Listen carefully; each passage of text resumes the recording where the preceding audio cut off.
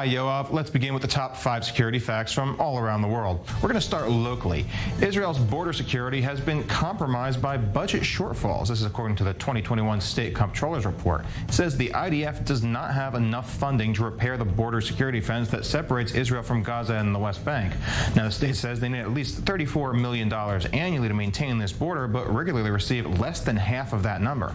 Many recent terror attacks, notably the one that killed 3 in Alad on Israel's Independence Day, were carried out by terrorists that managed to slip through the border holes unannounced. Now, the only scathing indictment of Israel's defensive abilities is not the only one. The same report found that this state is not prepared for a wave of high-profile cyber attacks, but more on that later in the show. And let's move to the United States, which this week approved moving $40 billion of military equipment to Ukraine to reinforce the front against Russia. The 2022 Ukraine Lend-Lease Act will allow moving military assets and bypassing typical bureaucracy and congressional spending laws. Under the new laws, Ukraine can demand streamlined deliveries of weapons and other heavy material support, under the provision that they repay or replace it at some undefined and likely unenforced point in the future.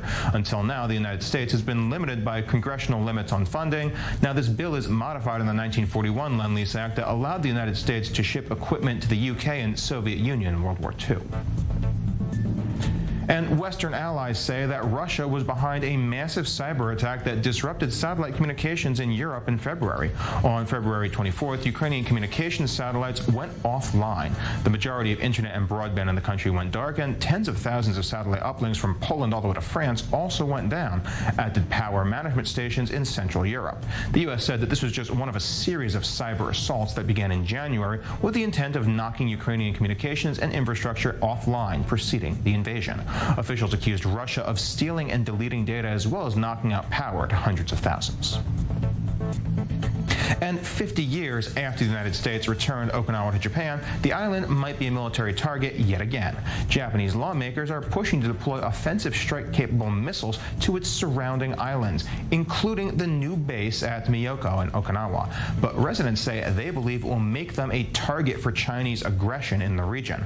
The island does have strategic value to Japan as 2 airports and 1 seaport, but recently has acquired anti-ship missile batteries, and these are the closest ones to Chinese waters.